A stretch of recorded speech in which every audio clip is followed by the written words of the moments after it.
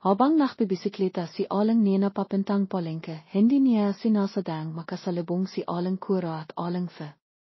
Nakita ni aling kura na may dalang suman si aling nena para ibenta sa palengke, kaya binati niya itu. Aling nena, magtitinda ka na naman suman sa palengke.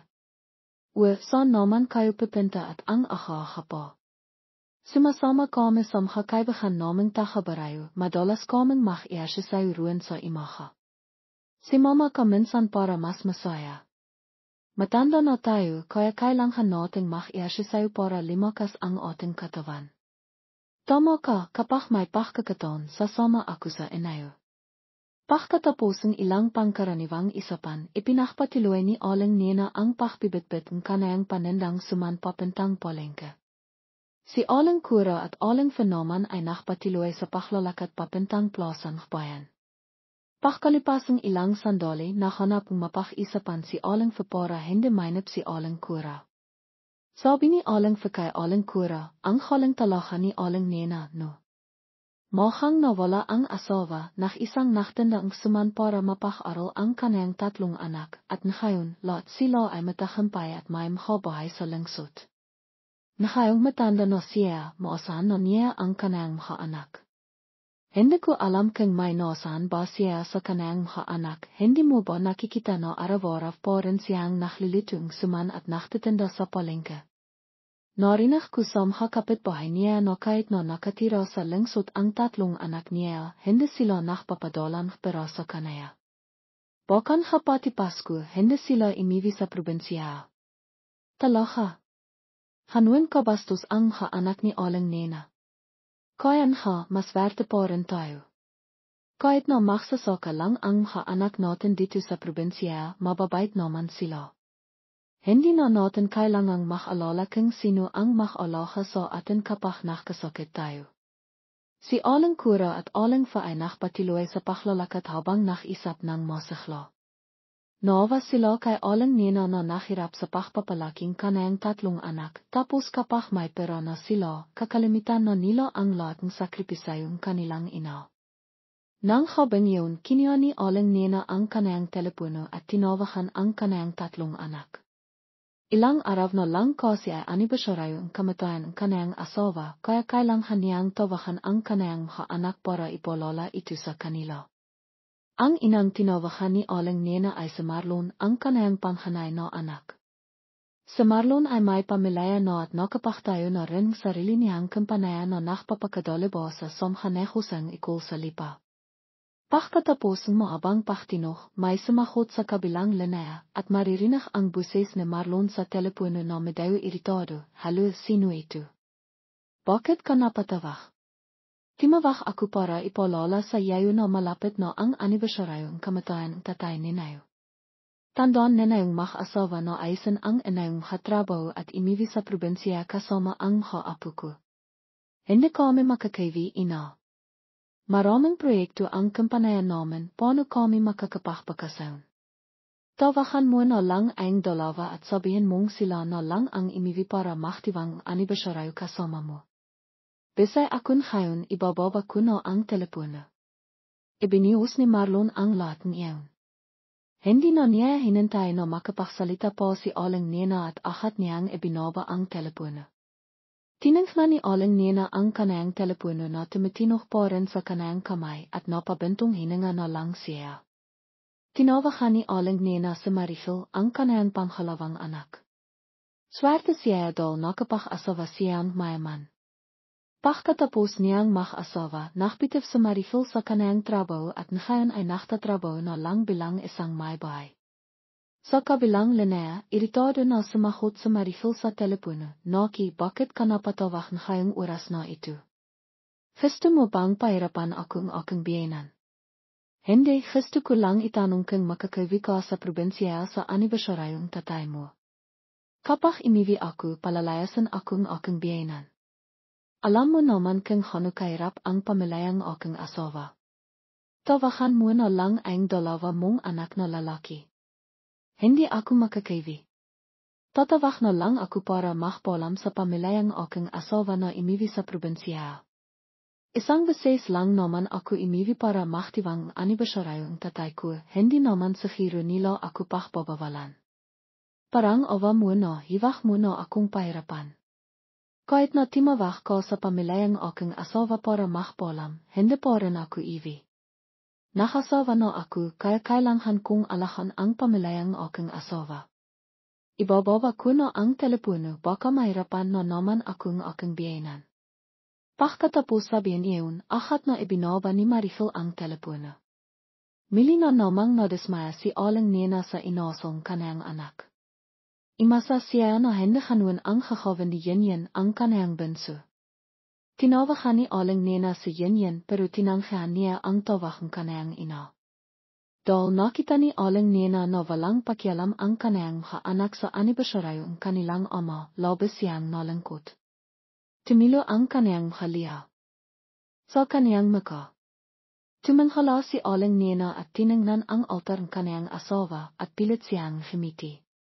Parang sinasabi niya sa kanayang asawa at kinikumbensi rin niya ang kanayang sarili. Baka besay na naman ang anak natin at hindi na naman sila makakaiwi para maktiwang iyong anibersaryo. Okay lang na ako na lang ang maktiwang para sa iyo. Iwag kang makalit sa kanila. Nakangitiparan ang litratong kanayang asawa sa altar. Sinibikan ni Aling Nena na pinasan ang kanayang liha. Kinabikasan hayan dati mahang nakising si Aling Nena para maklitong suman para ibenta. Habang sinisibikan niyang bimabang haktan, nadilas siya at bimaksak sa sohar.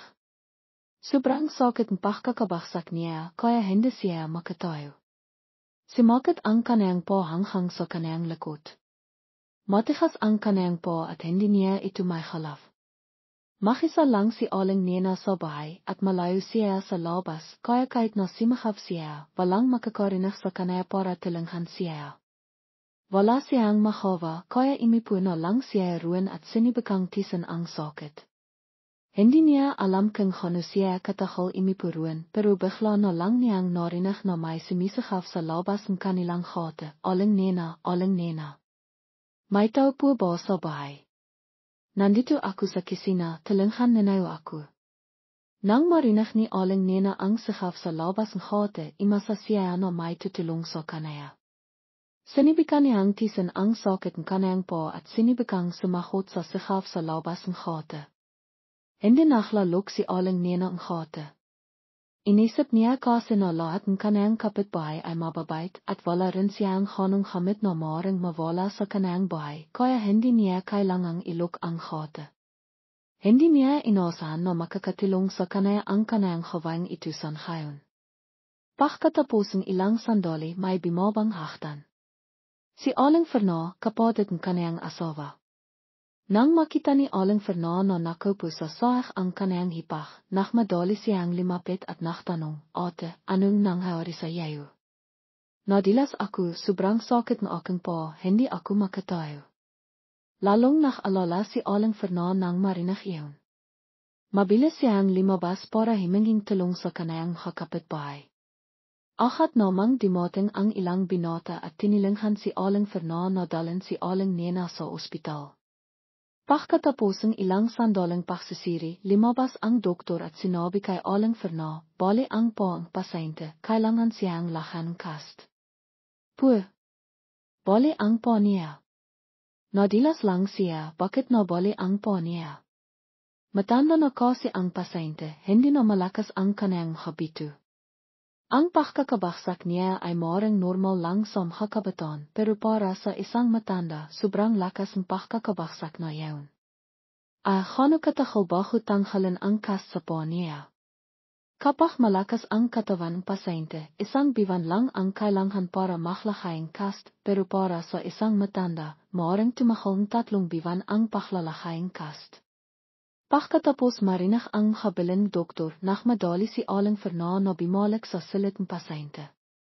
Nang makarating siya ruwan, limapit si Aling Ferna sa kama at tinanong si Aling Nena, Ate, kumusta ang iyong pakiramdam?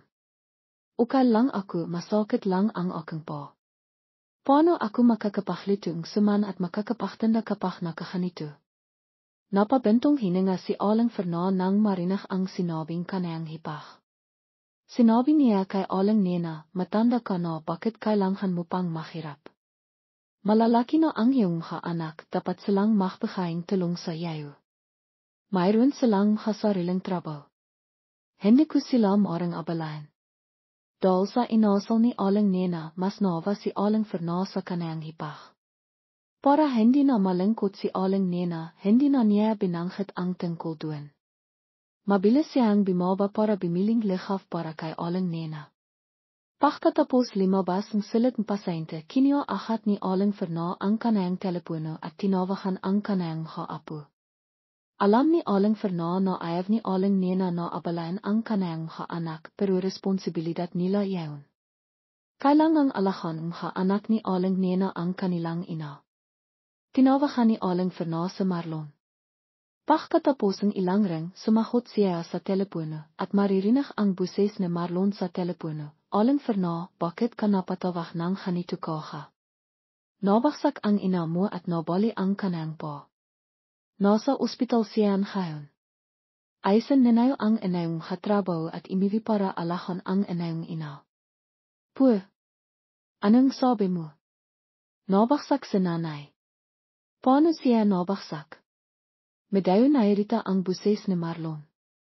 Hindi niya alam kung sobra siyang nakaalala sa kanyang ina o kung nararamdaman niya na pabigat ang kanyang ina. Nainis si aling Fernand na marinig ang sinabing kanyang apo, kaya pinahalitan niya ang kanyang apo sa telepono. Bakit nabagsak ang nanay mo? Bakit hindi kita nakikitang nakaalala? Nabagsak ang nanay mo dahil kailangan pa rin niyang maglutong suman at magtinda sa palengke para mayroon siyang perang pantisto sa kanyang sarili. Bakit hindi ninayo? Inaalala ang inayong ina. Sinabi ko na sa inayo, ayusin ninayo ang inayong katrabaho at imiwi para alahan ang inayong ina. Aling Fernand, bisay kami sa trabaho, paano kami makakaiwi? Alahan mo na lang minasya, tapos padadalan na lang namin kayong pera. Hindi ko kailangang malaman kung paano ninayo ayusin ang inayong katrabaho. Mas importante pa ba sa inayo ang trabaho kaysa sa inayong kamahalang? Mayroon din akong trabaho dito sa probinsya, hindi ko maaaring alahan ang nanay ninayo buong araw. Hindi ko kailangan ang kapera ninayo. Pagkatapos sabihin iyon, agad na ibinaba ni aling Fernand ang telepono para hindi na makapagsalita pa si Marlon. Pagkatapos marinig ang teleponong kanyang tiyan, kinamot ni Marlon ang kanyang ilo at nakpakitang labis na pagkadismaya. Sinabi niya sa kanyang sarili, paano ba siya makalakad ng hindi nadidilas? Sa huli, kinuha pa rin ni Marlon ang kanyang telepono para ipalam ito sa kanyang dalawang kapatid. Pagkatapos marinig iyon, nakpakitang matinding halit ang dalawa, kaya ni Marlon. Wala ni isa sa tatlong anak ni aling nena ang nakaalala sa kalagayan ng kanyang ina. Pagkalipas ng ilang araw, bumalik sa Marifil sa kanyang probinsya. Halata sa kanyang mukha ang pagkadismaya sa kanyang kapaligiran. Habang naklalakad siya, sinabi niya sa kanyang sarili, bakit ang hirap pa rin dito? Hindi agad dumiretso sa Marifil sa ospital para bisitahin si aling nena. Bumalik muna siya sa kanilang 5 bahay. Nang makarating sa Marifil doon, naroon na rin sina Marlon at Yanyan. Makasap sila sa kanilang sala. Pimasok sa Marifil sa bahay, itinapon ang kanyang maleta sa isang sulok at inipo sa isang ipuan malapit doon para makreklamo, sobrang init naman dito. Bimisita ka na ba kay nanay sa ospital? Iyon ang inang sinabi ni Yanyan nang makita niya ang kanyang kapatid. Sumagot sa Marifil, hindi pa pagkababa kong eroplano, dimiretso na ako rito. Inabot akong ilang oras sa eroplano tapos ang baho pa sa ospital. Kayo bimisita na ba kayo kay nanay? Hindi pa rin pagkababa namin ng eroplano, dimiretso kami rito. Nang marinig ni Marifil ang sinabing kanyang kiya, sinabi niya, bakit kailangan pa niyang madilas? Alam mo ba na nang sabihin ko na iwi ako dahil nabagsak si nanay, pinahalitan akong biyenan ko. Sigiradong hanapan na naman niya akong bitas para pahirapan ako. Bakit pa nagiging pabigat ang nanay sa kanilang mga anak? Tama ka. Kung ako sa iyo, makisa na lang akong iwi, bakit kailangan pa namang si mama ni Marifil? Semang ayon sa yen sa sinabing kanayang kapatit. Tapos sinisinia ang kanayang kia kung bakit kailangan pa nilang imiwi sa lungsod, maraming akong ginagawa kasama ang aking kakaibigan. Nang marinig ni Marlon ang sinabing kanayang kapatit, itiniro niya ang mukha ni Yen at sinabi, "Mahabubo ba kayo?" Nabaksak ang nanay tapos hindi ninayo siya bibisitahin. Anong sasabihin tao sa atin? Alam ninayo ba na pinakalitan akong tiyan natin kapon? Kapag hindi kayo imiwi, pipintahan niya tayo sa lungsod para pakmimirahin tayo. Pero sa bahay lang siya humahalaf, bakit nabali po ang pa niya? Hindi na imimik si Yen nang pakalitan siya ang kanayang kia. Nang marinig ni Marifel ang sinabing kanayang kia, tinanong niya rin kung paano nabaksak ang kanayang ina. Inilit ni Marlon ang sinabi ni Aling Ferna sa kanaya, sabi ni Tian, naklito siyang suman para ibenta kaya siya nabaksak. Mas mahirap po ruin ang mga awari. Mamaya, pumunta tayo sa ospital para malaman kung anong lakay ni nanay. Pagkatapos marinig ang sinabi ni Marlon, hindi na imimik sina Marifel at Yen. Sa kanilang hapeso, mayroon silang halit sa kanilang matandang ina, lalo na si Marifel. Kung bakit nakakalit si Marifel sa kanayang ina ay dahil sa pamilyang kanayang asawa. Noong nagliligawan pa sina Marifel at Long, ang kanayang asawa, tutol si Aling Lina, nanay ni Long, dahil sobrang mahirap daw ang pamilya ni Marifel. Kung hindi pa siya nabuntis, hindi sila makapapakasal ni Long. Kahit na nagang manigang na siya ni Aling Lina, hindi pa rin siya gustong kanayang biyenan. Sa paglipasang panahon, ibiniyos ni Marifel ang lahat ng pagmimira at pang-insulto ni Aling Lina sa kanayang sariling ina. Nang hapon na yaon, bimisita ang tatlo kay Aling Nena sa ospital. Nang makarating sila ruin, nakiibang mansa na si Aling Ferna para ipakain sa kanayang ina. Nakilat si Aling Nena nang makita niyang pimasok ang kanayang mga anak. Tinanong niya sila, bakit kayo nandito? Hindi ba kayo besay sa inayong hatrabaho sa lungsod? Ako ang timawak sa kanila. Kailangan nilang malaman na nabaksak ka ng malala, mabilis na sumagot si Aling Ferna sa tanong ni Aling Nena. Pagkatapos, sinabi niya sa kanayang mga apo, nandito na kayo, tandaan ninayong alahan ang inayong ina. Mayroon pa akong kakawin kaya alis na ako. Pagkatapos sabihin iyon, mabilis na limabas ng silid si Aling Ferna. Nang makalis na si Aling Ferna, natahimik ang loob ng silid ni Aling Nena. Kahit na makakadiho. Sila, hindi nila alam kung anong sasabihin sa isa't isa. Sa hili, sa Marlon ang inang nagsalita, ina, masakit pa ba? Okay lang ako, ang problema ko ay kung paano ang inayong hatrabaho sa lungsod. Okay lang, naayos naman. Malamang na sumagot sa Marlon sa tanong kanayang ina. Mila nang pimasok sina Marifel at Yen sa silid, hindi sila nagsalita at malamang ang kanilang tingin sa kanilang ina. Dalawang linggo na si Aling Nena sa ospital at pinayagan na siyang imiwi. Nang habang bago imiwi si Aling Nena, nakpilong ang tatlong magkakapatid. Dahil sa Marlon ang panghanay, siya ang inang nagsalita, mayroon akong kailangang pag-isapan sa inayo. Sabihin mo na bakit kailangan mo pang magpakasarayoso. Walang pasensya na sinabi ni Yen sa kanayang kia. Tahimik lang na nakatingin sa Marifel kay Marlon. Pagkatapos marinig ang sinabi ni Yen nagsimilang magsalita sa Marlon bikas makakaiwi na si nanay. Alahan natin si nanay ng ilang araw tapos babalik na tayo sa lungsod para magtrabaho. Bakit kailangan mong sabihin iyon? Alam naman natin iyon. Nagtatakang sinabi ni Marifel sa kanayang kia. Nagtataka rin si Yen sa sinabi ni Marlon. Pagkatapos marinig ang sinabing kanayang kapatid, sumagot sa Marlon, naitanong ko na sa doktor. Bali ang pa ni nanay kaya kailangan siyang lahan cast sa loob ng 3 buwan. Hindi natin siya maring iwanan na makisa sa probinsya na nakakanito ang pa. Hindi siya malahan ni Tien. Kapapanhanat lang manihang niya kaya kailangan niya itong alahan. Besay rin ang aming kapitbahay sa kanilang sariling trabaho.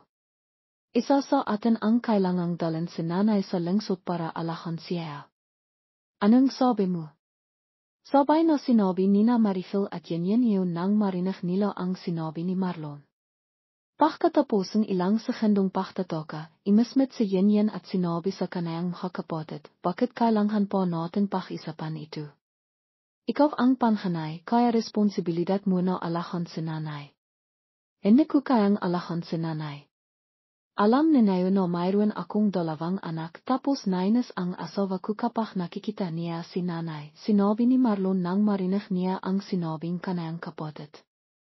Nang marinig ni Marifil ang sinabing kanayang kiya, natakot siya na mapipenta sa kanaya ang responsibilidad pag-alaga sa kanayang ina, kaya agad niyang sinabi, kung hanuan si yan na lang ang mag-alaga kay nanay. Kakasal pa lang silang mag-asawa tapos mayroon silang sariling bahay. Sobrang dole sa kanaya na alahan si nanay. Way, bakit mo ipinapasa ang responsibilidad sa akin? Kakasal pa lang kami, kailangan naming mag-inyoy bilang mag-asawa. Tumitol si yan nang marinig niyang binanggit ang kanayang pangalan. Nairita sa Marlon na marinig ang pagtatalong kanayang makakapatid, kaya pinitol niya ang kanilang isapan, hiwag kayong mag-away. Gusto ninayo bang pahalitan tayong makakapitbahay? Ikaw rin Marifil, baba ka, bakit hindi mo malahan si nanay? Bakit mo ipinapasa sa iyong makakapatid? Boliv ka ba? Nakikitira ako sa pamilyang aking asawa. Gusto mo bang pahalitan akong aking biyenan? Hindi pwede iyon. Walang gustong tumanggap ng responsibilidad sa pag-alaga kay aling nena sa susunod na ilang buwan. Pagkatapos ng mainit na pagtatalo sa wakas ay nakahanap silang solusyon.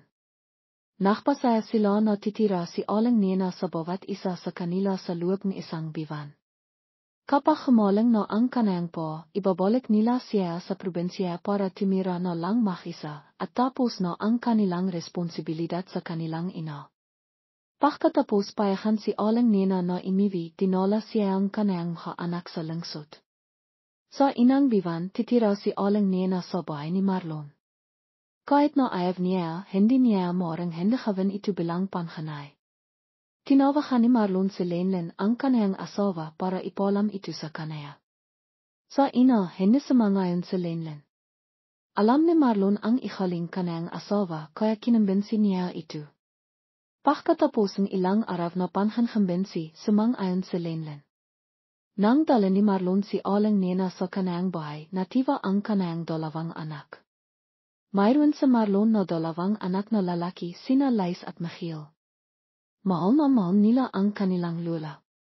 Nang makita nila na iniwing kanilang ama ang kanilang lola, tumakbo sila palabas para akapin si aling nena at sabihin, Lola, bibisitahin mo ba kami? Matahal ka ba rito? Ano ang nangyari sa pa mo? Masakit ba? Parang kaibon ang 2, patuloy silang naktatanong kay aling nena. Hindi makasagot si aling nena sa lahat ng tanong kanayang mga apo, pero masaya siya dahil pinapakitaan siya ang pagmamahal kanayang mga apo. Sa lingkod sa kasaklan ng 2 anak na lalaki, si Nelia ay may lubos na malamang na pakikitungo kay aling Tisay, mila nang imiwi ito ay wala siyang sinabing kahit isang tanong man lamang. Si aling Tisay sa pagkakataong ito ay naktanong sa kanayang manihang, Nelia, ayos ba ang trabaho mo kamakailan? Kimasta ang kamahalang mo sa inayo? Ayos naman ang trabaho ko, malisok naman. Ang kamahalang ko. Napilaan ang binti ni nanay kaya samha sa sinod na araw ay makakabala ako sa pag-alaga sa kanaya. Alam ko noon, hiwag kang kakawang animang makakapekto sa bihayang pamilya mo. Inihanda ko na ang salit ko ay malapit sa kisina, mamaya ay ako na ang mag-ayos ng hamad ko. Tila walang pasensya si Nelia para makapatuloy sa pakikipag-isap kay aling Tisay, sinahot niya ang katanong nito ng paimbabaw at agad na imakayat sa kwarto. Bago pa man dumating dito, nailan na ni aling Tisay ang hanitong asong kanayang manihang, nahinat nang makita niyang kimilos si Nelia ng hanito, labis siyang nalangkot. Mas lalo siyang nalangkot nang makita niyang tratiyan kanayang anak ang kanayang ina ng hanito nahinat walang sinabi.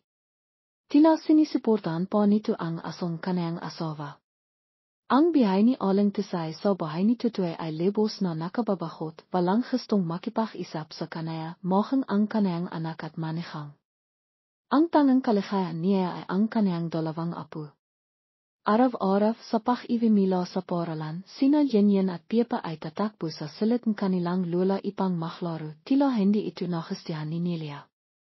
Ngayon, habang naklalaro sina Yenyen at Pepa sa silid ni aling tisay, itinilak ni Nelia ang pinto at pimasok. Tiningnan niya ang kanayang dalawang anak at sinabi, bakit pag-ibig ninayo mila sa paralan ay tumatakbo kayo sa silid ng lola ninayo? Imalis na kayo at makaral bilisan ninayo. Nay, sandali lang kaming nakikipaglaro kay Lola. Saka, si Kia Yenyen ay nasa ikatlong baitang, may taktang aralan siya, ako wala naman. Si Kia Yenyen lang ang pakalitan mo, si Yenyen ay nasa ikatlong baitang, nakinit si Pepa ay 4 na taong gelang pa lamang, nag-aral pa siya sa kindergarten, nang marinig niyang sinabi itong kanayang ina, nakimiso agad si Pepa, nagmamaktol sa kanayang ina habang nagsasalita. Akala niya kayang dati kapag naklambing siya ng ganito, papayag ang kanayang ina na makpatuloy siya sa pakikipaglaro kay Lola. Ngunit hindi, ngayon nang marinig ni Nelia ang sinabing kanayang anak, mas lalo siyang nakalit, walang pakandanghan siyang simahaf, ngayon kung sino ang walang taktang aralan, kimihan kiwaderno at maksanay maksulat, kimihan matematika at maksanay makbilang. Bimalik na kayo sa kiwarto ni nayon ngayon din. Napakalakas ang sahaw niya, labas na natakot si Pepa nagsimula siyang himagpi. Natakot din si Yenyen sa asong kanayang ina. Nakita ni aling tisay na nakakakilo ang kanayang haapo dahil sa kanaya, labas siyang nalangkot, ngunit pinilit pa rin niyang linikan ang kanayang haliha ipang aliwan ang kanayang apo, Pepa, apo ni Lola, hiwag kang imiyak. Makinig ka sa nanay mo si mama ka kay Kia Yenyen sa kiwarto ninayo, sa susunod na may oras kayo ay bababa kayo para makipaglaro kay Lola. Nakinig ang dalawang magkapatid sa sinabing kanilang Lola at nakaiwalay na nakbenta sa kanilang silid.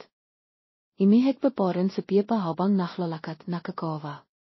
Matapos imalis ang dalawang bata, bimaling si Nelia at Ines na sinabi kay aling tisay, hiwag muna hang lahing ipinapasok ang dalawang bata sa kwarto mo para maklaro, nag-aral pa sila, kailangan pa nilang mag-aral sa gabi. Alam ko na, narinig ni aling tisay ang sinabing kanayang manihang, labas siyang nasaktan, ngunit hindi siya makapagsalita ipang ipagtanggol ang kanayang sarili. Alam niya kapag may galit sa kanaya, kahit na wala siyang ginagawa ay mairita ang taong iyon. Nang marinig ni aling tisay ang sagot niya, nagpatuloy si Nelia sa pagsasalita sa kanaya, kung nandito ka na rin lang, tulungan mo na rin ako sa paglilito at paghawang-hawang bahay, mahapon akong nagtatrabaho. Pag-ibig ko pa ay ako pa ang maglilito at maglilinis, paano ko kakayanin? Pero hindi ko kayang gawin ang dahil sa pa ko, anak. At saka, sa probinsya nakasanayan ko nang maglito gamit ang kaway, dito sa bahay ninayo ay gasstofe at electric stove ang ginagamit, hindi ko alam kung paano gamitin. Hindi naman napitol ang kamay mo, benti mo lang ang napitol kaya mo pa rin namang gawin. Hindi ko naman sinasabing gawin mo ang lahat, kailangan mo lang akong tulungan sa paglilito ng 3 pagkain. At tungkol sa kalan, kung hindi mo alam kung paano gamitin, magtanong ka. Sumagot si Nelia sa sinabi ni aling tisay nang may pagkainis. Narinig niya ang sinabing kanayang manihang, nakaramdam pa rin siyang pag-alanghan, ngunit wala siyang nagawa kundi ang sumang-ayon. Noong hapon ding iyon, tinirian ni Nelia si aling tisay kung paano gamitin ang electric stove sa kanilang bahay. Tinirian din niya itong gamitin ang iba pang kakagamitan sa kusina. Matanda na si aling tisay at inang beses pa lamang makita ang mga modernong kagamitang dekarainte kaya nahirapan siyang gamitin ang mga ito. Bagamat maraming beses nang inilit ni Nelia, hindi pa rin ito nagawa ni aling tisay. Pagkatapos ng ilang sandali, tila nawalan ng pasensya si Nelia, simimangot siya at sinakawan si aling tisay, Naki, napakasimple lang naman makakalaf. Ayon pero hindi mo pa rin matandaan. Kawawa naman ako. Papasensya na. Masyadong moderno kasi an, hindi ko pa nakamit kaya hindi ko matandaan, nahirapan si aling tisay buong hapon, sa wakas ay natandaan niya rin kung paano gamitin ang makakagamitan sa kusina. Nang makita niyang tila natandaan ng kanayang biyenan, ahat na sinabi ni Nelia, kung ngayon bikas ikaw na ang maklilito. Ibabaksak ko na ang makapahkan sa palengke sa ref para sa ahan. Tandaan mong gamitin ng mindset, baka masinok ang bahay. Kinabukasan, sinimilan ni aling tisay ang kanayang trabaho sa paglilito. Nakang moyos ang imaha at tangalidol nach isa lamang siya sa bahay kaya nakpakilo lamang siyang halay para kainin. Ang hobby ay ang oras kung kailan ang pamilya ni Tutoy ay sama-sama, ang makapahkan sa hapinan ay mas masakana. Sa pagkakataong ito ay abala si aling tisay sa paglilito sa kusina. Sa habang ito ay naglito siyang adobong isda para sa kanayang pamilya. Bagamat naglilito siya gamit ang electric stove, nahirapan si aling tisay sa trabahong ito. Bago pa lamang napilayan ang kanayang po kaya kailangan po rin niyang gumamit ng saklay ipang makalakat. Habang naglilito ay kailangan po rin niyang gumamit ng isang kamay ipang sumandal sa saklay at ang isa naman ay gamitin sa paglilito. Kailangang tumayo ng matagal habang naglilito, bago lamang napilayan ang po ni aling tisay kaya kapag tumatayo siya ng matagal, nakakaramdam siya ng kirot. Matanda na rin siya kaya hindi niya maiwasang makabaksak ng bahay-bahay, dahil sa napilayan niyang po ay mas nahirapan siyang pilitin ang mga ito, nahinit sinikap po rin niyang litain ang pinakamasarap na pahkan para sa kanayang mga anak at apo. Nang kimilo ang isda, alam niyang kailangan niyang hinon ang apoy, nahinit sa pagkakataong ito ay bimalik ang kanayang pagkakang makakalimitan, hindi niya malala kung anong pinditan ang dapat niyang pinditin sa electric stove ipang hinon ang apoy. Ang lahat ng hatitik ay malilit na Ingles, hindi niya mabasa. Walang tao sa bahay ngayon, hindi po imiwi ang kanayang anak mila sa trabaho. Hindi alam ni aling tisay kung paano ito lilitasin, nakakilihan ang kanayang kamay sa pagpindot sa makapenditan ng electric stove sa harap niya. Marahil dahil sa labis na pagpindot ni aling tisay sa maraming pinditan ng sabay-sabay, nakasort si Flight ang electric stove, sumabog ito ng malakas at nagsimilang masinok ang electric stove, nagsimilang kimalat ang itim na isok sa kusina. Ang amoying sinok ay nakakasiwa para kay aling tisay, imibu siya ng malakas. Sinilia sa pagkakataong ito ay kasalikian lamang na nakahatid ng kanayang mga anak mila sa paralan, nakita niya na may itim na isok na limalabas sa bahay at isang matapang na amoying sinok ang sumalubong sa kanaya, simakaw siya sa pagkabakla. Naki, ano ang nangyayari sa bahay ko? Mabilis na pimasok si Nelia sa bahay, nakita niyang nasisinok ang kanayang kusina, akat niyang binuksan ang fire extinguisher sa bahay, limabas ang gripo sa bahay, ginamit niya ang tibak ipang patayin ang apoy.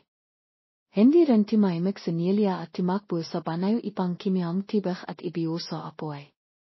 Pagkatapos ng ilang sandaling pahirap, sa wakas ay napila rin ang apoy. Sa kabitihang palat, hindi masyadong malaki ang apoy, nahinit sapat na ito ipang sirain ang kanayang kusina. Tinitingnan ang kanayang nasisinok na kusina, halit na bimalang si Nelia ipang tananghan si aling tisay, ano ang nangyari dito? Anong ginawa mo at nasinok ang bahay ko? Na naglilito ako pero hindi ko malala ang pinditan para hinon ang apoy kayay. Hindi makapagsalita ng maayos si aling tisay, marahil ay labis siyang natakot sa nangyaring sinok. Hindi na kailangan ni Nelia na pakinggan ang buong kiwento ni aling tisay, halit siyang simakaw, initisan lang kitang maklitong hapinan pero ginawa mo pang ganito ang bahay ko. Kung ayaw mo akong tulungan, sabihin mo na lang bakit kailangan mo pang gawento. Akala mo ba mira ang pagpapakawang kusina? Libo-libong pisuan.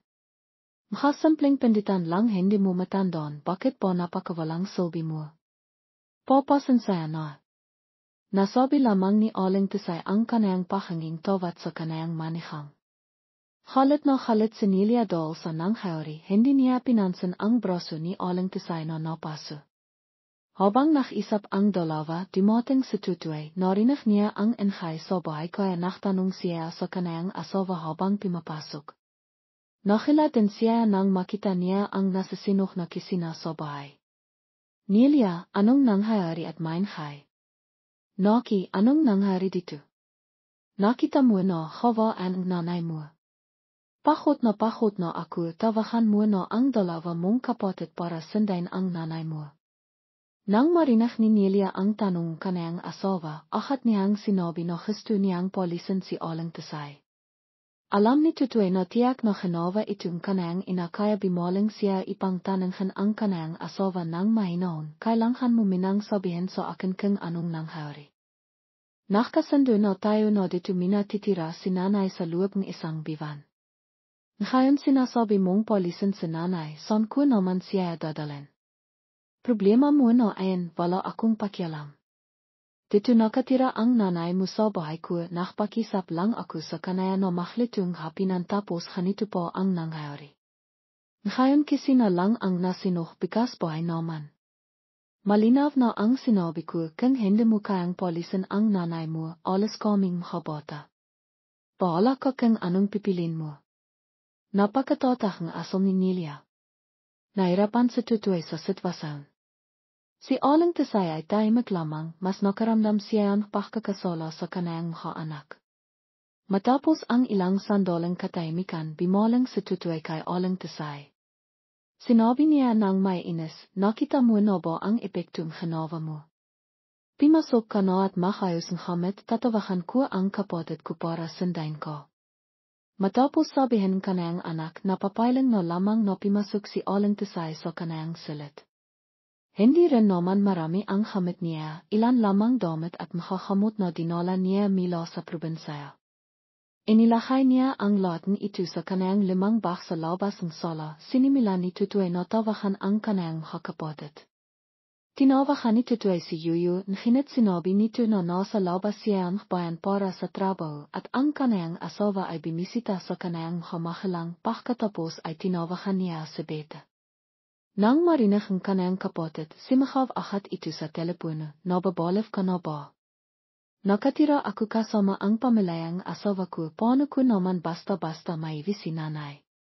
Hindi ba nakasundo tayo na sa bahay mo minatitira si nanay sa loob ng isang bivan?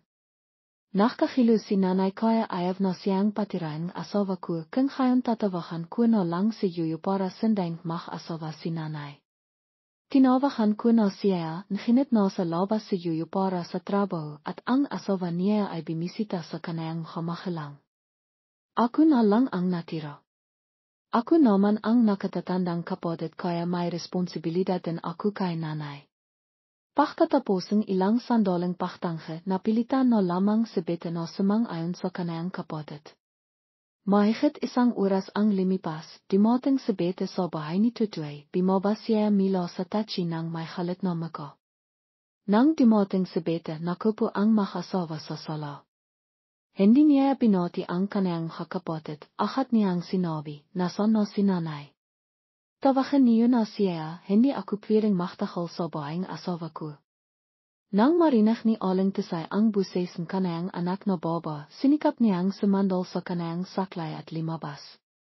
Nang imalis si Aling Tisay, imiyak ng labas sina Yinyan at Pepe, sinikap nilang pigilan ang kanilang lola na imalis ngunit hindi nila nagawa. Kaya't imalis na si Aling Tisay sa bahay ng kaniyang nakatatandang anak pagkatapos ng kalahating biwan na pagtira dito. Nang makasakay na sa taxi ang mag-ina, inis na sinabi ni Beta sa kaniyang ina, ano bang ginawa mo at kalahating biwan ka pa lang sa bahay ni Kia Tutoy ay pinalis ka ng asawa niya. No. Hindi makapagsalita si Aling Tisay. Nang makita ni Beta na walang sinasabi ang kaniyang ina, nakpatiloy siya sa pagsisi sa kanaya, dati pa namang hindi gustong pamilyang asawa ko dahil sa sitwasyon pamilya natin, ngayon maiwi pa kita. Mas lalo silang makakaroon dahilan para pahirapan ako. Kanina nang himingi akong pahintulot na sundain ko, sinakawan na akong kanayang nanay.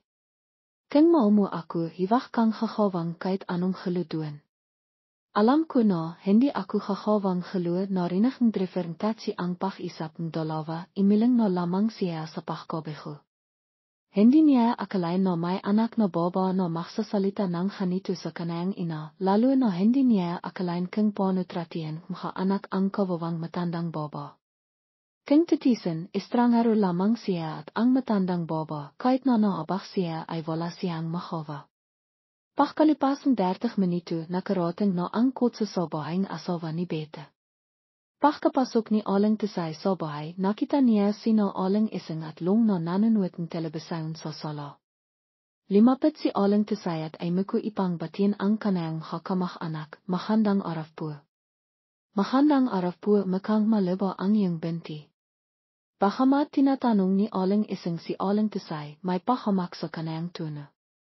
Nakita ni Long na dimating ang kanang biyenan kaya tinignan lamang niya ito, balang kahit isang batiman lamang. Pagkatapos makipag-isap ang kanang ina, sinabi ni Long kay Beta, dalhin mo ang nanay mo sa 5 silid ni Aling Joanna sa likod ng kusina. Si Aling Joanna na tinitikoy ni Long ay ang dating katilong pamilya ni Long. Pagkatapos na ipakasal si Beta sa pamilya ni Long, pinakretiro na ni Aling Ising si Aling Joanna at ipinasa ang lahat ng gawaing bahay kay Beta. Nang marinig ni Beta ang sinabing kanang asawa, sumagot siya ng mahinaon, "Opo, alam ko na." Pagkatapos ay sinanayasan niya ang kanang ina na sumunod sa kanaya. Tinala ni Beta ang matanda sa 5 silid sa likod. Ang kusina sa loob ay natatakpan ng alikabok ang hahamit. Pagkatapos dala ni Beta ang kanang ina sa silid na yaon, malamig niyang sinabi, "Dito ka na timira milan ngayon, tandaan mo ang lahat ng sinabi ko sa iyo." Pagkatapos ay limabas na si Beta sa silid. Samha sa minut na araf timira si Aling Tisay sa bahay asawa ni Beta. Pagkatapos dumating si Aling Tisay, mas lalo si Aling Ising na nakahanap ng mali at nakakang dahilan kay Beta. Ngayon habang nakiyukas ng pinggan si Beta sa kusina, hindi niya sinasadang na bitawan ang isang plato. Nang makita niya ang basah na plato sa sahig, labis siyang natakot siyang bababa ang kanayang biyenan ipang makalit sa kanaya. Kayang inasahan, pagkatapos ng ilang sandali bumaba si Aling Ising mula sa kanayang silid, dimiritso siya sa kusina. Nang makita niya ang basah na plato sa sahig, labis siyang nakalit, nakanghalit ang kanayang ngipin habang pinapakalitan siya. Naki ang mapanirang to. Kung kada araw nakabasah kang plato, mahirap na ang bahay na to, naririnig mo ba? Ang sarap ay mo non harito sa bahay namin, pinakakan ka pa namin pati ang nanay mo, tapos maninira ka pa ang hamit. Opo, patawad po, hindi ko po sinasadaya, lilinisan ko na po ahat. Pagkasabi niya, ay may ko sa Beta ipang pilitan ang hapirasong plato sa sahig. Tinignan ni Aling Ising si Beta nang may pagkami at sinabi sa kanayang sarili, talahang walang silbi mila sa inahanghang sa anak. Pagkatapos ay imakayat na si Aling Ising sa kanayang silid. Pagkatapos imalis ang kanayang biyenan, naglinis si Beta ng habasah na plato habang imayak. Sa sandaling ito, limabas si Aling Tisay mila sa silid, imipo siya at tinilinghan ang kanayang anak na linisan ang habasah na plato. Habang hinakawa niya ito ay sinabi niya, "Tilinghan na kitang linisan an. Timahal ka na. Lahat ng ito ay dahil sa iyo kaya nahirap ako ng ganito. Kung mas mayaman ko lang, hindi ako hamakan ng ganitong pamilyang asawa ko. Kung hindi kita pinavirito, hindi ako mahirap ng ganito. Mila nuan hanghang ngayon wala kang naitilong sa akin, pinapahirapan mo lang ako." Imiyak at simahaf si Beta sa kanayang ina. Pagkatapos ilabas ang kanayang halit, tumayo si Beta at imalis. Pagkatapos imalis ang kanayang anak, imiyak na lamang si Aling Tisay.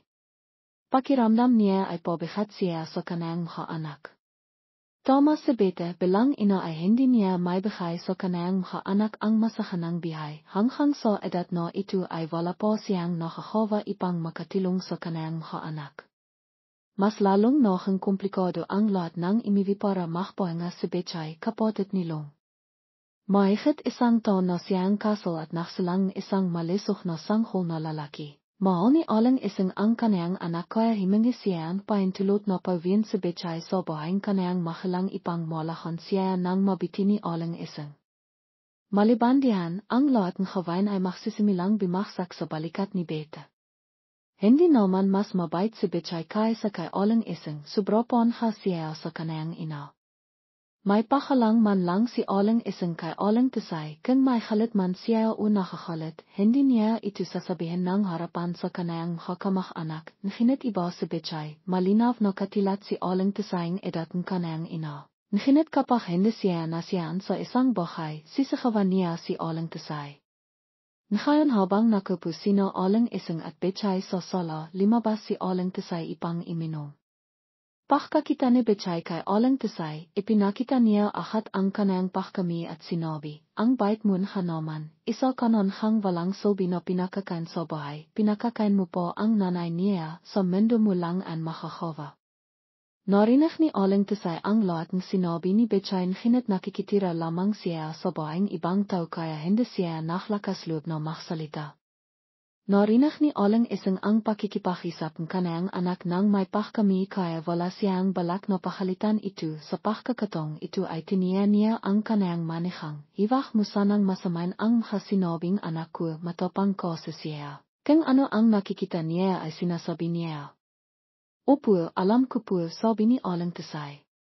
Pero sinabi ni aling isang, naksalita na ako kaya maksasalita na rin ako, paminta ang anak mo para making manihang sa bahay namin, hindi namin siya pinapahirapan na maktrabaho sa labas, masarap ang bihay niya rito, pero walang silbi ang anak mo. Isa lang ang anak kong silong, kailangan niya ang anak ipang mahmana sa aming angkan, pero hayan ha ang anak mo, pagkatapos niyang makinan ay hindi na siya nakbintis, kaya hindi ko may wasang mahalit sa kanaya. Tignan mo ang anak ko, mahigit isang taon pa lang kasal, nanganak pang malisok na sanghol na lalaki, sino ang hindi mahmamahal sa kanaya. Kailangan mo ring ipolala sa anak mo ang tungkilan niya bilang asawa. Sabi ni aling Nelia pero paninira ang sinasabi niya laban sa kanayang anak na baba. Sabita naman nakikinig lang sa kanayang ina at halatang nakmamayabang po. Wala namang nakawa si aling Trinang kandikimkiman ang halit niya. Kung sasahot siya sa kanilang dalawa, tiyak na lalong makikang mahirap ang biyahing kanayang anak. Ilang salita lang ang sinabi ni aling Trinang sa kanila at pagkatapos ay pimasok na siya sa kanayang silid. Iniwi si Beta para makpahinga matapos manhanak kaya naman abala na sa sangi. Siguro ang lahat ng kanayang samang loob sa nakarang taon ay naipon na kaya hindi makalaban sa sangi sa pamilayang kanayang asawa kaya naman sa kanayang ina niya ibinibintun ang halit. Kahit na inapi si aling Trinang kanayang anak na baba, nanahimik na lang siya. Lingkunwen tangali at nakpapahinga ang lahat sa kanilang makasilid. Nakaramdam pagkasakal si aling Trinang sa kanayang silid, kaya imalalay siya sa kanayang tengkot para limabas at makpahangan. Hindi niya napansin na natapakan niya ang isang robot na larian anak ni Beta na nakakalat sa sala. Kaninang imaha, naklaro doon si aling Nelia at Beta kasama ang bata, pero pagkatapos nilang maklaro, hindi nila iyon nilakbit at basta na lang iniwan doon sa sala. Siguro iniwan nila iyon para linisan ni Sangi, pero dahil abala sa Sangi kanina, hindi pa niya iyon nalilinis. Dahil natapakan ni aling Trinang ang robot, bimaksak siya ng malakas sa sahig at nadakanan niya ang robot. Ang malakas na pakbaksak ay naktilot malakas na ingay at nakising ang lahat sa bahay dahil doon. Sa Sangi ang inang bimaba at habang pababa siya, malakas niyang sinabi, Nay, anong nangyari? Si aling Nelia at Beta ay suminot na bimaba. Sa Beta ang inang naksalita at sinabi niya iyon nang may sobrang inis sa kanayang busis, Way, anong kinakawa mo at ang ingay-ingay mo? Katatapos lang makatilok ang anak ko, at balak ko sanang sumingit ng tilok tapos ang ingay mo. Dahil sa ayo nakising ang anak ko at imayak na naman. Nakita ni aling Trinang na bimababa ang lahat mila sa itaas kaya sinibikan niyang tumayo sa tulong kanayang tengkot. Sa pagkakataong ito, hindi naman siya nabiwal ng hanukalakas tulad ng dati, kahit na medayo sumasakit ang kanayang katawan, nakatayo pa rin siya. Hindi pa nakakapagsalita si aling Trinang, tumakbo na si Beta para kinan ang robot sa ilalim niya. Dahil nadakanan iyon ni aling Trinang na bali ang isang brasong robot. Dahil doon simakaw ng malakas si Beta sa halit, Way. Bakong bili ko lang na larian an para sa anak ko tapos sinira mo na ahat, bakit ka ba naninira? Naki pasen saya na pu. Na dilas lang pu kasi aku kaya hende kusina sadaya na masira ang larian k anak nenayo. Pasen saya na pu talaga. Hende lang hende ki mama sebete sa pachanging tawat ni aling trining lalu pa siyang simagaf. Nachwala sebete kay aling trining at sinabi, wala ka talahang sulbi, mila inohanghang anak, ang anak mo naman ay hende marinong humawang lalaki. Ikaw naman ay piru paninira lang ang alam. Sabihin mo ha. Plano ba ninayong ina na paminta dito para sirain ang pamilya ko? Gusto mong makikanti hamit ang anak mo daw pinapahirapan siyang nanay ko no. Hindi po kanuan pasan saya na po talaga. Nakatayo lang si Aling Nelia sa tabing kanayang anak at halit na nakatingin kay Aling Trining at wala siyang balak na pakilan sa beta. Sa beta naman ay patiloy na sumisakaf minimira niya si Aling Trining at sasangi. Pagkatapos niyang mahwala imakait na siya kasama ang kanayang ina sa kanilang silit. Pagkalas ng lahat, limangon sa sangi sa kanayang ina at simahaf, Naki, nakikita mo ba kung paano mo ako pinapahirapan? Ayaw na sa akin ni bete dati pa, dahil sa ayo, mas lalo niya akong kinamimihan. Anong kinakawa mo pa diyan? Pimasok ka na sa silit mo at makimpake ka na. Tatawahan ko si Yin para sandain ko, kung patatahalan pa kita dito, tiyak na palalayasan akong pamilayang asawa ko. Narinig ni Aling Trining ang sinasabing kanayang anak at tahimik na lang siyang napayak at pimasok sa kanayang silit. Sa loob ng samping araf sa bahayang kanayang anak pinalayas na naman siya. Nang hapon, nakmaniw si Yin papenta sa bahayang kanayang ate para sandain ang kanayang ina. Nang alis na siya, nakupo si Aling Nelia at bete sa sala at nanonood ng telebisyon. Bilang pahalang, nakpalam si Aling Trining sa kanilang dalawa pero ang tanging isinikli nila sa kanaya ay ang kanilang pagmamatas. Hindi alam ni Yin kung ano ang sinabi ni Sangi sa kanaya para kumbinsihin siya na sundain ang kanayang ina. Sa loob ng sasakan, walang sinabi si Yin kay Aling Trining at paminsan-minsan lang siya tumitingin sa kanaya nang may inis sa kanayang mata. Ang bahay ni Yin ay isang maliit pero modernong apartment. Pagkarating nila doon, sumalubong na si Chilo ang asawa ni Yin sa kanila sa pintuan. Nang makita niya si Aling Trining, ngumiti siya ng napakatamis at sinabi, Nanay. Napakot po ba kayo sa biyahe? Ako na po ang magdadalang bak ninayo. Hanayan po ang pa ninayo baka kayo madilas. Ay hindi ako napakot, kaya ko pa naman. Kahit na sinabi ni Aling Trining. Na hindi na kailangan kiniya pa rin ni Chilo ang bak sa kanayang kamay. Tinala niya ang bak sa loob ng bahay at sinabi, nasa doon po ang silit ninayo, dadalhin ko po ang bak ninayo doon.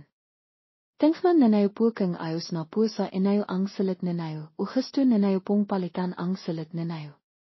Kahit saan ay ayos lang sa akin, mukhang natural ka lang. Nakilat si Aling Trining sa pag-ihali ni Chilo. Akala niya ay makakang katilat ni bete si Chilo makakang malamang at naina sa kanaya pero hindi napakahalang niya sa pagtanghap sa kanaya.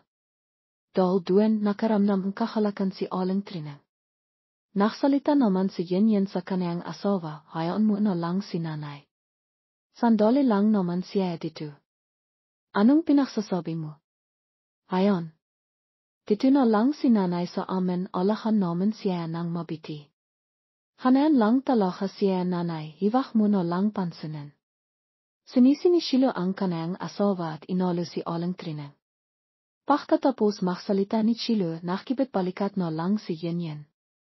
Timanhan naman siya kay Aling Trining at sinabi, maraming modernong kakamitan dito sa bahay, hiwak ninayo pong pakialaman kung hindi ninayo alam.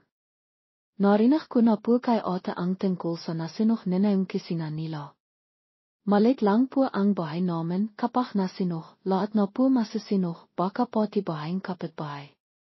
Medyo masakit pakinggan ang sinasabi niya pero totoo naman. Kung kailangan ninayo po ang kahit ano, sabihin ninayo lang sa akin, ako na po ang kakawa para sa inayo. Timanhan si Aling Trining sa kanayang manihang at nakaramdam siyang pagpapasalamat. Naktataka siyang sinabi kay Chilo, alam ko na maraming salamat. naramdaman din ni yenyen na mabait talaga ang kanyang asawa.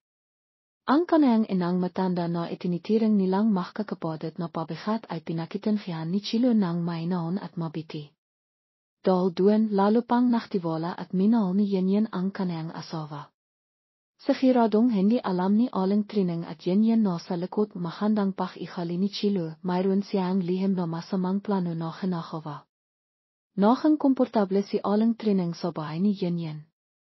Lagi siyang kinakusap ni Chilo kaya naman masaya siya. Medyo malamig si yenyen pero hindi naman siya nagsasabing makasalitang nakakasakit sa kanaya. Pagkatapos lumipat ni Aling Trining sa bahay ni yenyen sa loob ng isang linggo, biglang ipinalam ni Chilo kay Aling Trining at yenyen na nakdadalang to siya. Dahil doon masayang-masaya ang dalawa. Pagkatapos malaman ni yenyen na nakdadalang to ang kanyang asawa, mas lalo niyang ayaw na makasama sa bahay ang kanyang ina.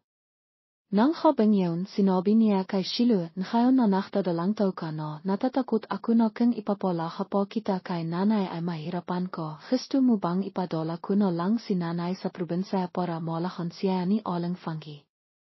Iwag naman hanan ang po ni nanay, hindi ako mapapanatag kung pupunta siya sa probinsya, pati na rin ang makakamag-anak natin doon, marami silang sasabihin. Pero kung alakan kita kay nanay, natatakot ako na mapapahot ko. Ayos lang ako, malit pa naman mas magiging masaya ako dito kung nandito si nanay. Dahil sinabi yun kanyang asawa, pimayak na lang si yenyen. Dahil doon mas lalo niyang minahal ang kanyang asawa. Nakita niya na napakaraming sakripisyo na ang ginawang kanyang asawa para sa kanyang pamilya. Pagkatapos ng kanilang pag-isip, isang araw, habang nagtatrabaho si yenyen sa kanyang kumpanya, nakatanggap siyang tawag mula sa kanyang ina. Kung normal lang, hindi niya sasakitin ang tawag, pero sa pagkakataong ito, nakaramdam siya ang hindi maganda kaya sinahot niya agad ang tawag. Pagkasahot niyang tawag, narinig niya ang kanyang ina sa kabilang linya na umiyak, "Anak, pumunta ka agad sa ospital. Nadilas ang asawa mo at kinakailangan siya ang tulong sa ospital." "Nay, anong sinasabi mo? Bakit naman siya madidilas sa bahay?" Hindi na siya nakpalam at tumakbo agad siya sa ospital kung nasan ang kanyang asawa. Pagdating niya doon, tapos na si Chilo bagang tulong. Ang kanilang anak ay nawala dahil doon. Pagdating ni yenyen sa silid ng kanyang asawa, niyakap siya ni Chilo. Nasaktan din si yenyen dahil sa nangyari pero kinailangan pa rin niyang kimama para alain ang kanyang asawa. Nakita ni Aling Trining ang kanyang manihang na umiyak kaya umiyak din siya. Nanatili si Aling Trining sa ospital hanggang hapon at pinawi na siya ni yenyen sa kanyang bahay. Gusto sanang manatili ni Aling Trining sa kanyang manihang pero hindi pumayag si yenyen at Chilo dahil nasakatan ang kanyang po. Wala siyang nagawa kundi umiwi. Pagkalis ni Aling Trining, naiwan na lang ang mag-asawa sa silid ng ospital. Nag-alangan si Chilo na sabihin kay yenyen, "Mahal, may sasabihin ako sa iyo pero hindi ko alam kung dapat ko bang sabihin sa iyo." "Ano ang sabihin mo?" "Ang totoo, ang dahilan kung bakit ako nadilas ay dahil sinaktan ako ni nanay kaya ako nadilas." Dahil doon nakilat si yenyen. Hindi siya makapaniwalang tinanong ang kanyang asawa, "Anong sinasabi mo? Sinaktan ka ni nanay? Pero bakit naman?"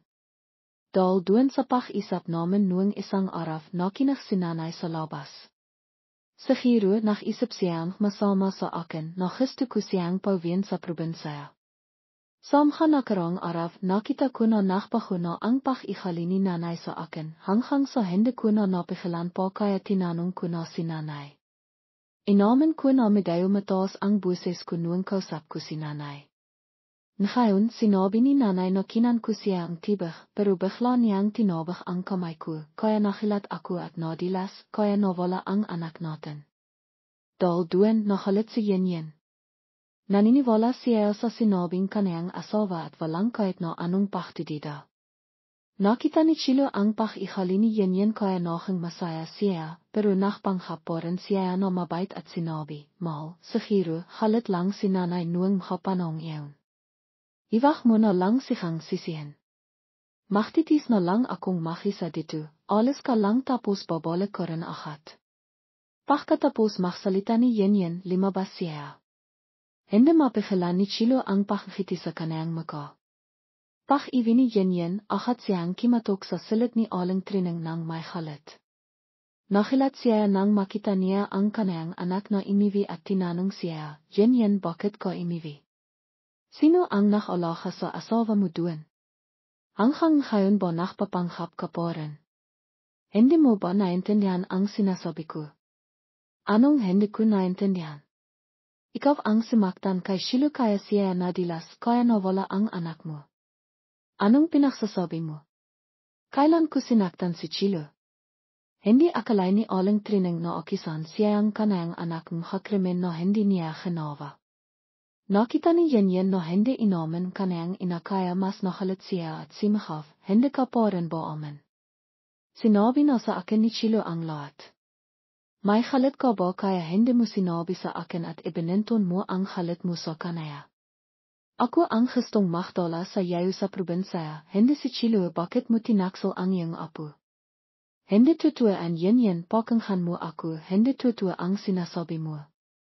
Ngayon, nasa loob akong silid nang narinig ko ang ingay, tapos nakita ko si Chilo na nakandisay sa sahig, hindi ko sinaktan si Chilo. Ngayon lang nalaman ni Aling Trining na ang lahat ng ginagawa ni Chilo sa kanaya ay gawa-gawa lang. Lihim niyang sinisira ang kanayang relasyon sa kanayang anak. Hindi alam ni Aling Trining kung anong gagawin kaya iniyak na lang siya at ipinaliwanag para maniwala si Yen. Hindi pinakinggan ni Yen ang sinasabi ni Aling Trining, hinila niya siya palabas ng pinto at kinuha rin niya ang lahat ng kanayang damit at itinapon sa labas. Sinabi ni Yen sa kanaya, bago pa ako mawalan pasensya, imalis ka na kung hindi, iwag mo akong sisihin. Kahit na imiyak si Aling Trining at nakmakawa, hindi pa rin siya pinakinggan ni Yen. Kinailangan niya na lang na ilagay ang kanayang damit sa kanayang bag at imalis. Ito maral ang pinakamasakit at nakakayang pagkakataon na pinalaya siya ang kanayang anak. Tinala niya ang kanayang paa na may bendoa at limabas. Nakakawa si Aling Trining ngayon. Tinala niya ang kanayang bag at naglakad-lakad sa kalsada, wala siyang kahit na anong pera, at hindi niya alam kung paano maglakad-lakad sa lungsod. Naglakad-lakad siya sa walang patutunguhan. Habang naglalakad si Aling Trining sa kalsada, may narinig siyang batang lalaki na nagsalita, Ina. Saan po kayo pupunta? Gusto ninyo bang ihatid ko kayo? Lilingon sana si Aling Trining para tumanggi, pero nakita niya na ang nakalok sa kanaya ay si Tiyo, anak ni Aling Naring na kapitbahay niya sa probinsya. Nakilat si Tiyo nang makita niya si Aling Trining at tinanong siya, Aling Trining. Ikaw po ba an? Hala, Tiyo. Bakit po kayo nandito? Nakmamaniw po ako dito sa lungsod. Bakit po kayo nandito? Diba dapat po kayo ay nasa bahing inayong anak? Narinig ni Aling Trining ang tanong ni Tiyo kaya nahirapan siyang sumagot. Naramdaman ni Tiyo na medyo bastos ang kanayang tanong kaya ngumiti na lang siya at sinabi, pasensya na po, hindi ko po sinasadya. Saan po kayo pupunta para ihatid ko na po kayo? Pero wala akong pera para bayaran ko. Naki, wala pong problema ayon. Kapitbahay po kaming nanay ko. Saan po kayo pupunta? Sakay na po para ihatid ko na po kayo, pwede ko po ba kayong ihatid sa terminal para makauwi na po kayo sa probinsya? Narinig ni Tiyo kung saan pupunta si Aling Trining kaya tinilanghan niya siyang sumakay. Pagdating nila sa terminal, tinilanghan pa ni Tiyo si Aling Trining na bimiling tiket, pagkatapos niyang makita na nakasakay na siya ng ligtas, imalis na siya. Kaagad na sinabi ni Tiyo sa kanayang ina na nakauwi na si Aling Trining sa probinsya. Pagdating ni Aling Trining sa kanayang bahay, pumunta si Aling Naring para tanungin siya kung kailangan niyang tulong. Dahil dito, nakaramdam si Aling Trining pagpapasalamat. Hindi niya inasahan na ang hatong hindi niya kadiho ay mas mabiti pa sa kanaya kaysa sa kanayang mga anak. Nalaman din ni Aling Funky na nakauwi na si Aling Trining. Sa probinsya. Nang hapong yeun, dinalania ang pachkan si aling training. Pachpasok ni aling fangi, sinabi niya, ate. Alam ko na masakit ang pa mo kaya hindi ka makapagluto kaya dinalan kitang pachkan. Salamat, nakakabala ka. Pamilaya naman tayo kaya wala naman pong problema. Habang kimakain si aling training, tinanong siya ni aling fangi, diba dinala ka ang mga anak mo sa lungsod para alahan ka? Bakit hindi pa kumakaling ang pa mo na kuwi ka na ahat sa probinsya? Narinig ni aling training ang tanong ni aling fangi, kaya nahirapan siya ang himinga, hindi niya malinok ang kanayang pachkan. Sinibikan niya ang pikilan ang kanayang mahaliha, ikiniwento ni aling training ang mahananghawari sa kanaya sa lungsod. Narinig ni aling fangi ang kwento ni aling training kaya sinabi niya, bakit nila hanawa aun? Ina nila kayo eh. Ako ang nagsalang sa kanila pero ibang tao naman ang kanilang pag-ihali. Mahirap lang ako kaya hindi nila ako pinapalahan. Iwak ka naman magsabing kanan, kung wala ka, baka matahal na silang nakitom, bakit naman sila walang itang na luwab. Tapos noon kaya iwak na nating pag-isapan, masakit lang isipin na kanan ang pa mo, hindi ka masyadong makahalaf, kaya sa susunod, kailangan ko na naman kayo halihin. Iwak ka mag-alala, wala ka naman pong hinihilo. Hindi maiwasan ni aling fangi na alahan ang kanayang hipag. Dati, tumangha siya na alahan si aling training dahil gusto niya na maging responsable ang kanayang mga anak, hindi niya inasahan na ganito ang itutiring nila sa kanilang ina.